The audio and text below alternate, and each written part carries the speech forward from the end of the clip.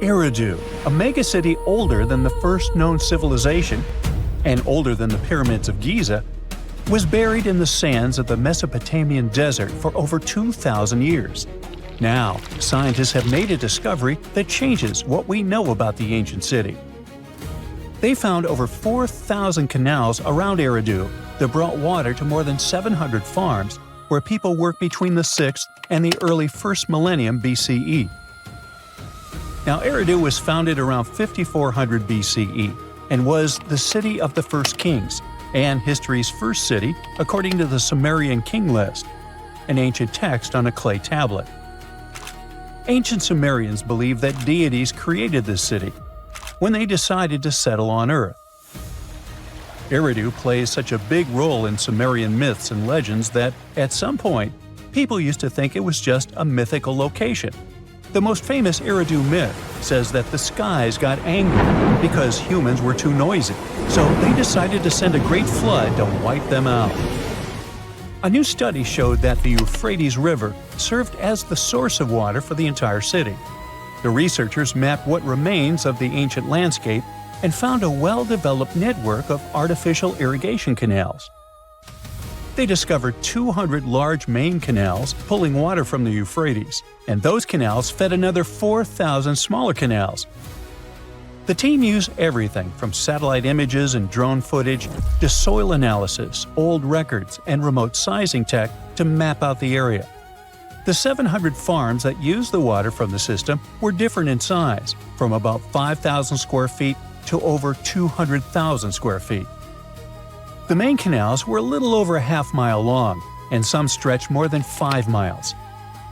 The smaller canals could be as short as 32 feet.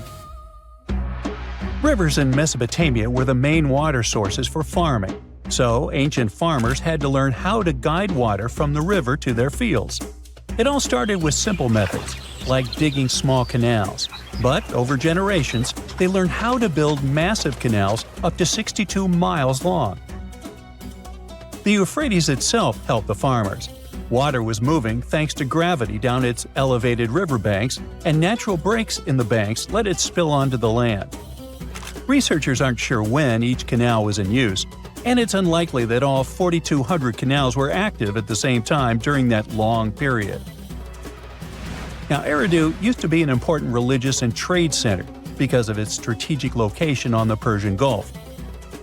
Its economy mostly had to do with fishing, thanks to the Euphrates River. Researchers found fishing nets and weights and whole bales of dried fish at the site.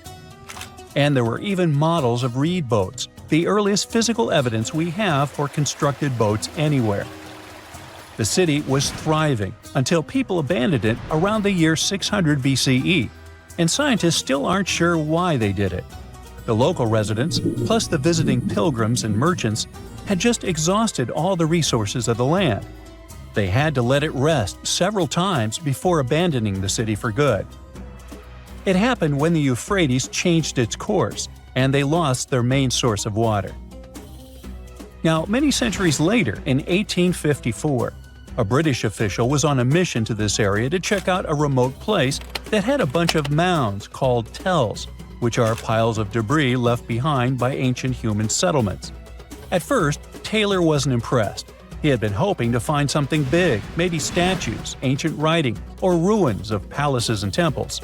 But with the brief time he had, all he found were things like walls, drains, stone platforms, and pieces of limestone columns decorated with tiny mosaic cones. But he didn't know that these boring mounds were hiding one of the oldest cities on Earth, Eridu. The people at the British Museum got interested in the finding, but the first full-scale excavations took place here only around a century later. The local Iraqi authorities got really interested in the excavations as they were hoping to find more about the earliest days of Mesopotamian history. So they focused on Mound 1, a massive tell as tall as an 8-story building. Soon they uncovered part of an unfinished step pyramid from the end of the 3rd millennium BCE. As they dug deeper, they found layers of human life going back in time. There were levels from the Uruk period, and even remains from a time before the Sumerians called proto-history. In those lower layers, they discovered multiple rebuilds of the Temple of Enki, the city's main deity. People rebuilt this temple again and again for over 2,000 years. Every time the temple collapsed, they built a new one right on top. Each new version of the temple was bigger and more impressive than the last. From the middle of the 4th millennium BCE, these temple buildings became massive, more advanced than anything else humans had built up to that point. The city in Eridu was also becoming more complex, with clear social classes. Eventually, they stopped rebuilding the temple and put up a step pyramid on top of the ruins. Even though Eridu faded, it likely stayed important as a religious site. Archaeologists found pottery from the 2nd and 1st centuries BCE during excavations, although there were no signs of houses. The Sumerians were an innovative civilization, as you can tell. By 1500 BCE, they invented the cedar plow, a tool that let farmers plow and plant seeds at the same time, using animals like oxen to pull it. This gear even came with instructions. Ooh. The Sumerian Farmer's Almanac gave farmers advice on how to grow more crops with proper tilling and irrigation. These smart farming tricks helped feed more people, which led to larger cities, an organized ruling system, and more focus on religion. And as their cities expanded, so did their work in writing, math, and spiritual life. 5,000 years ago, the Sumerians had already produced cuneiform, one of the first writing systems in history. So another recent find from the same part of the world proves that bureaucracy existed already 4,000 years ago. Archaeologists found ancient administrative tablets in another ancient Sumerian city. These clay tablets are the oldest solid proof we have of the world's first empire, the Akkadian Empire. The tablets were inside a state archive building made of mud bricks, which had different rooms that acted like offices. Now, before this discovery, archaeologists didn't really understand how the first known empire in the world, the Akkadian Empire, worked behind the scenes. But now, thanks to the recent Gerso excavations, we have the first real and unambiguous evidence of the empire's administrative system. They tracked everything – deliveries, spending, and inventory, from fish to sheep to grains, fabric, and even gems. The tablets also include population records, with names and jobs of men, women, and kids, an ancient version of a census. From these records, scientists found out that women played a key role in Akkadian society. Some women had powerful positions, like high priestesses. The tablets also show a wide range of jobs, from skilled workers like stonecutters to people with simpler roles like temple floor sweepers. Some even included building blueprints, field layouts, and canal maps, proving that the empire had serious organization and planning. Eventually, the city rebelled and gained its independence, and the Akkadian Empire's 150-year rule ended. Now, researchers are carefully cleaning and translating the tablets to fully understand what they say. These new finds will replace older, incomplete ideas about the empire and give us a way more accurate picture of how Akkadian power and the ruling system actually worked. On October 30th, 1759, the inhabitants of the Middle East were jolted awake by an earthquake. Cracks appeared in the walls of their homes, roofs began to crumble. People ran out of their homes and gathered in open areas. But because of strong shocks, they kept losing their footing and falling. A month later, there was another earthquake, but it turned out to be even stronger. Trees broke, houses collapsed, deep cracks appeared in the ground. The disaster lasted for 2 minutes. Oases, roads, and cities were destroyed. Incredibly, Baalbek's ancient buildings withstood earthquakes. Some historians state that this majestic and mysterious place was built during the Roman Empire, but many researchers disagree. Whatever the truth is, the city is one of the main archaeological phenomena of humankind. The most amazing building of Baalbek is the Temple of Jupiter. The inhabitants of the Roman Empire believed that Jupiter held power over lightning and thunder. The building looked like a platform with 54 columns. A massive roof rested on these columns. Today, you can only see 6 70-foot-high columns. Each of them consists of 3 sections and resembles a pencil. The cores of these pencils were made of lead. This made the columns exceptionally strong. Each of these pieces of stone weighed an incredible 80 tons. That's the weight of 35 Ford Explorer SUVs. Look, this is the largest block in the Great Pyramid of Giza. But compared to the blocks from Baalbek, it doesn't even look that impressive. The foundation under the Temple of Jupiter was preserved. That's how specialists figured out it consisted of about 25 monolithic stones, weighing 450 tons each. It means that the blocks from Baalbek weigh almost 4 times more than the blocks from Egypt. There are 3 more enormous limestone blocks in the foundation. They weigh 800 tons each. This is more than twice the weight of a Boeing 747 plane. Ancient builders must have had a hard time carving such giants from a piece of stone. And after that, they also had to pull them to the construction site and lift them to a significant height. Repeating these logistics would probably turn out to be a nightmare for present-day builders. To do this amount of work, they would need modern equipment. But Baalbek's constructors didn't have trucks, cranes with circular saws, or electricity. How did the builders of the past manage to do this? Scientists have a theory that includes ropes, winches, and lever systems. Naturally, the engineers of the past made all the gadgets from wood. Around 3,000 feet away from the ruins of the temple complex, there's a quarry. Archaeologists suppose that's where the stones for the construction were cut. They found a block of limestone there. It seemed to be too large, even for this incredible place. The monolith got called the Stone of the South. It was 65 feet long and 13 feet wide. The ancient builders didn't have time to completely separate it from its mother rock. A group of scientists from Austria estimated that this piece of limestone weighed more than 1,000 tons. That's like 3 Boeing aircraft or 160 African elephants. There was another surprise awaiting the archaeologists near the Stone of the South. It was the second monolith that weighed more than 1,200 tons. But the ancient builders didn't stop at that. They continued to work. In 2014, in the same quarry, German archaeologists unearthed a block that weighed 1,650 tons. No one has figured out yet why people of the past needed a piece of stone that weighed as much as 125 school buses. It's also unclear how they were going to move this giant and why they didn't finish the job. In any case, this third monolith is the largest processed piece of stone in human history. There are more questions than answers. Some researchers believe that people of the past had high-tech equipment. Others don't think so, but are eager to understand how the builders managed to move those stones. There's a huge number of ancient buildings and artifacts on the planet. Lots of them make researchers scratch their heads. Near the Pyramid of Djoser in Egypt, archaeologists have found a network of tunnels. This place is called Serapeum. It contains 24 sarcophagi weighing from 70 to 100 tons. The giant boxes are carved from a single piece of granite and covered with heavy lids. The sarcophagi are perfectly symmetrical. To the touch, their walls are as smooth as glass. Even with the current level of technology, this is very difficult to do. But the ancient Egyptians managed this feat. The Lycurgus cup is a priceless artifact and example of ancient nanotechnology. It's made of glass that can change its color. If you put a source of light in front of the cup, it turns green. If the light is behind the goblet, it becomes deep red.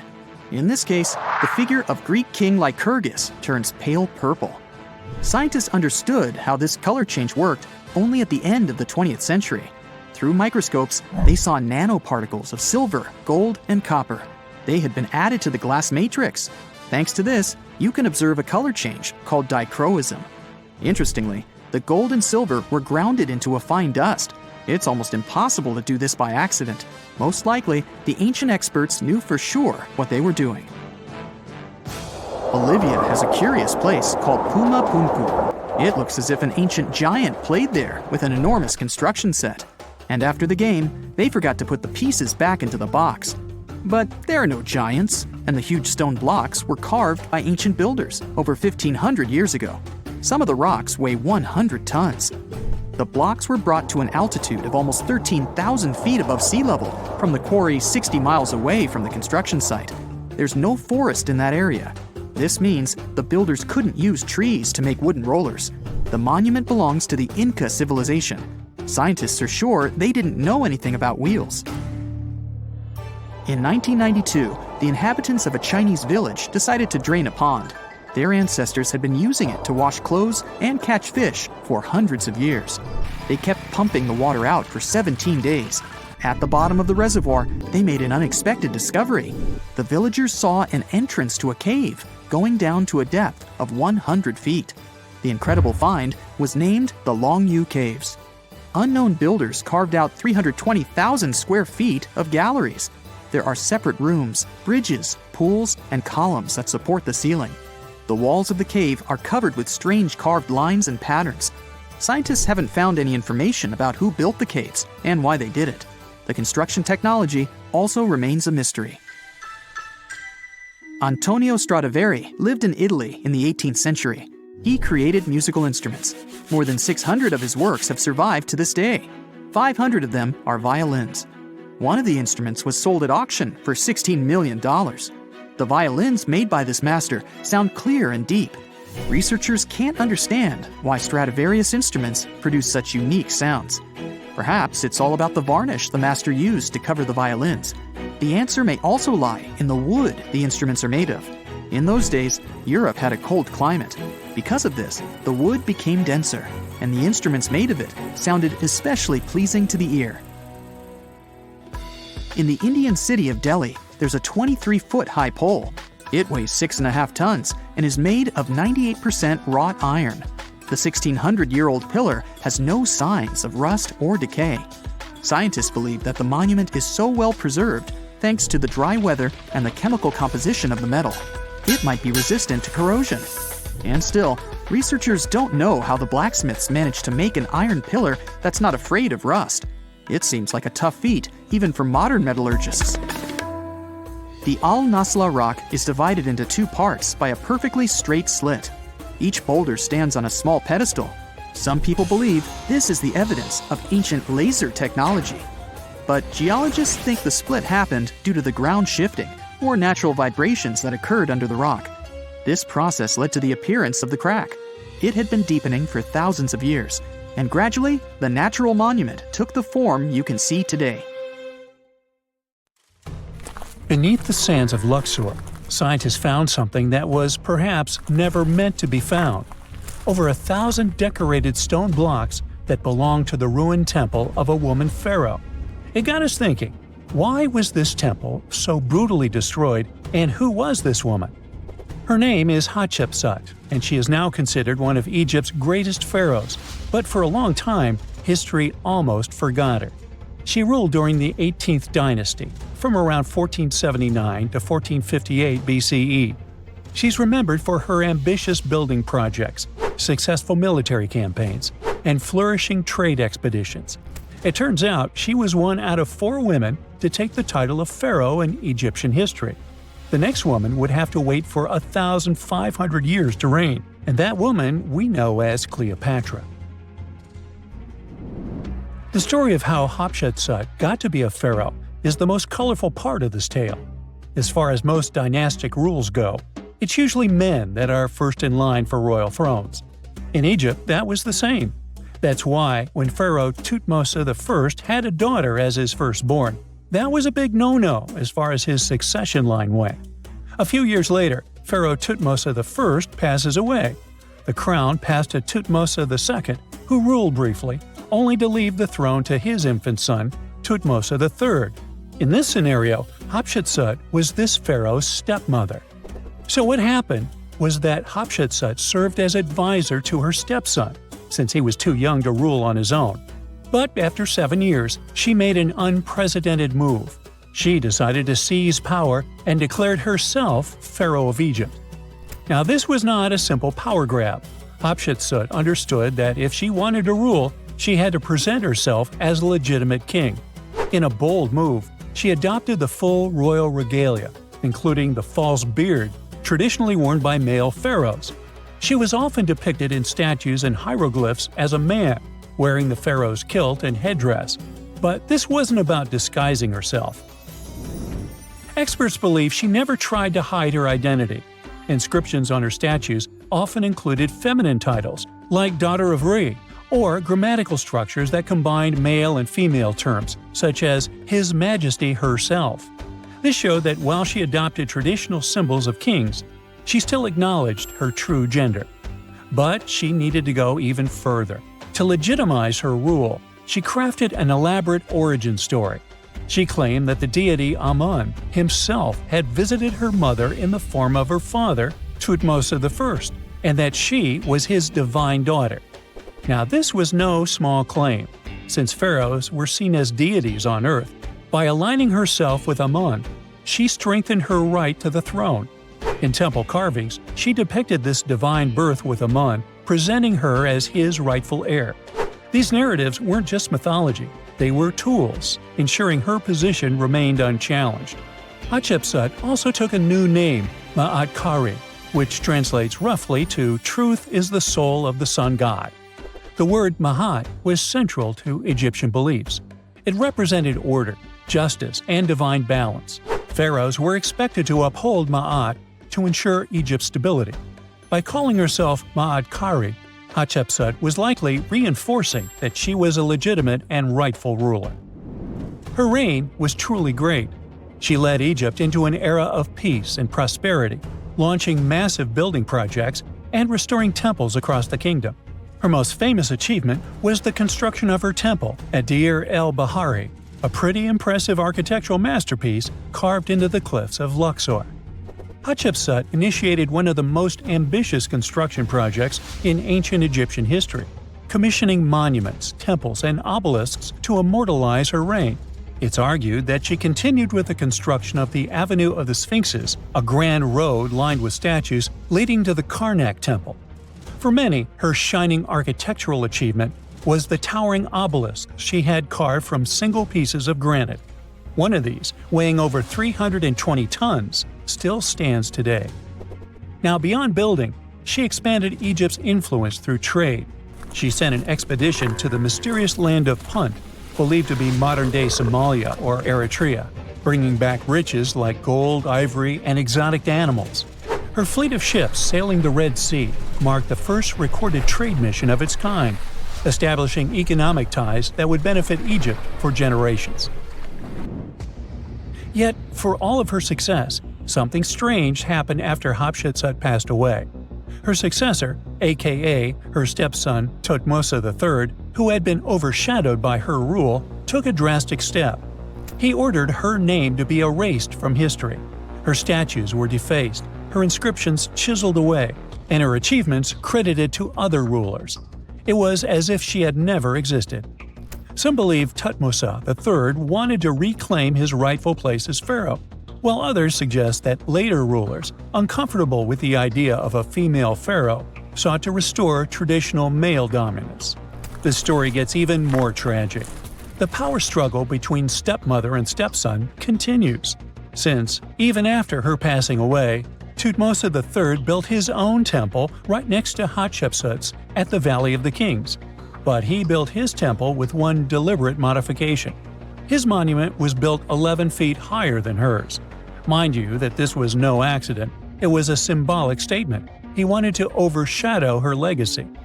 But history had other plans.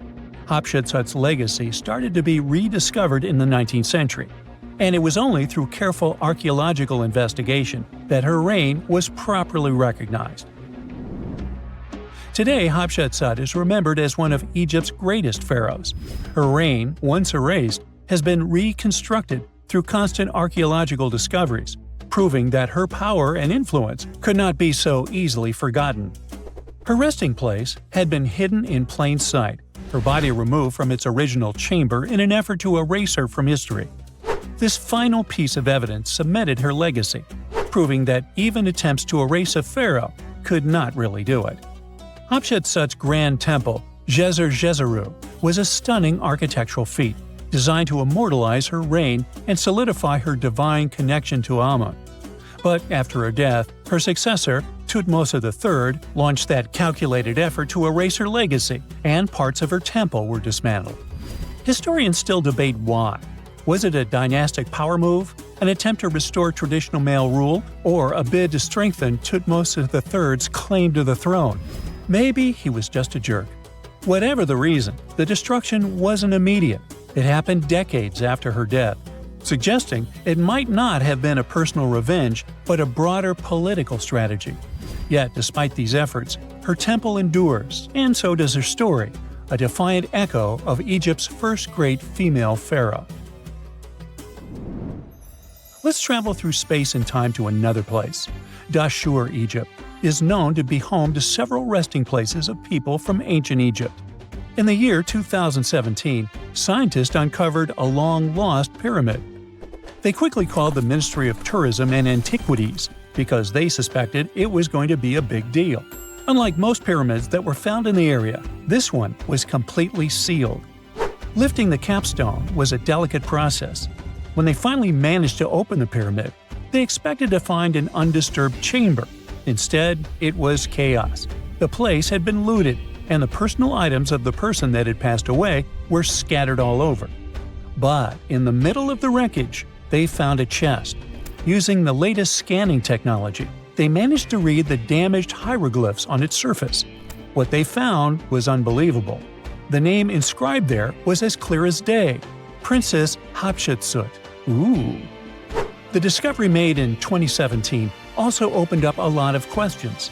After further analysis, scientists discovered the remains belonged to another Hatshepsut. It belonged to a princess that lived during Egypt's 13th dynasty. The fact that a resting place had been looted before it was sealed made scientists wonder, were these ancient people trying to hide something about this public figure? And why is there almost no record about her in ancient Egyptian history?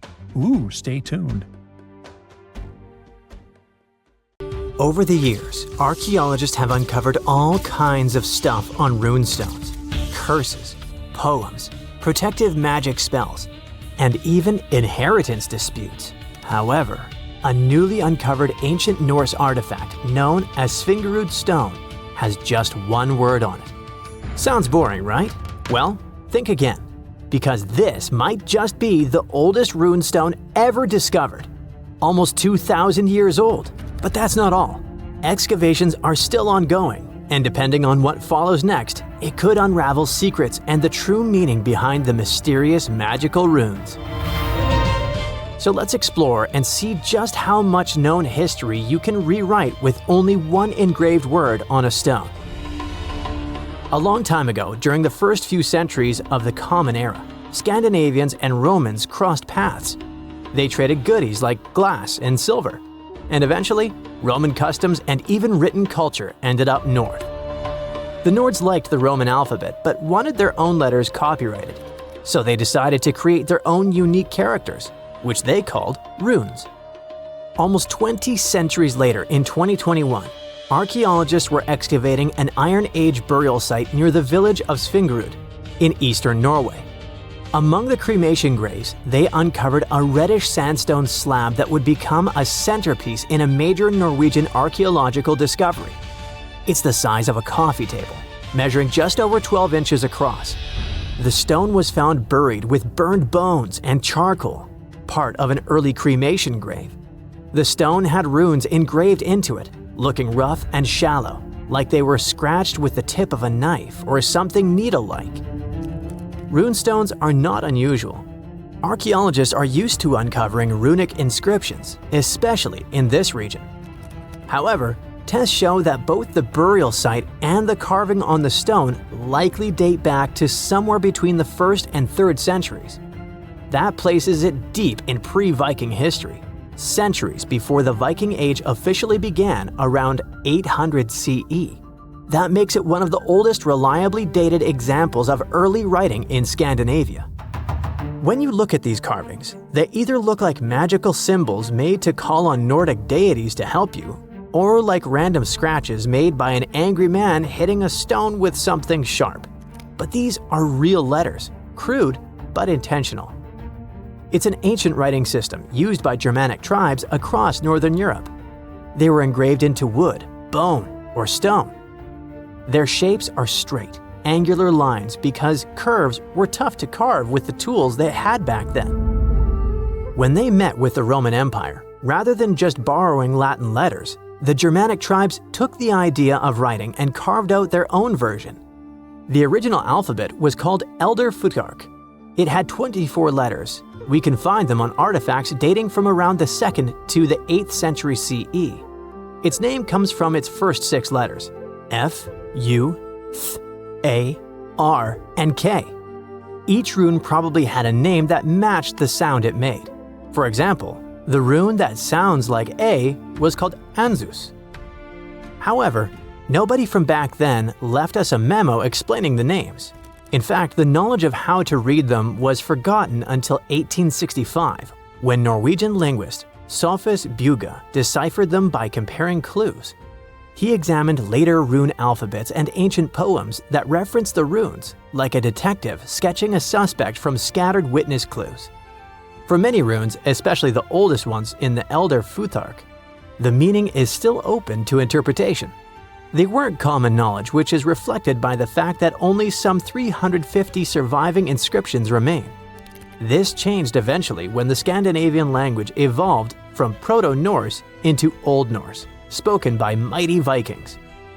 The Elder Futhark was reduced from 24 to 16 runes to reflect the changes in the language, thus becoming the Younger Futhark, which was far better spread. Runes weren't really used to write books or keep daily records. Instead, you'd find them carved on gravestones, weapons, and various tools. It's believed that people used runes to show ownership, honor loved ones who had passed away, leave short messages, or sometimes for protection or magic. In the early days, some runes probably had special spiritual or ritual meanings too.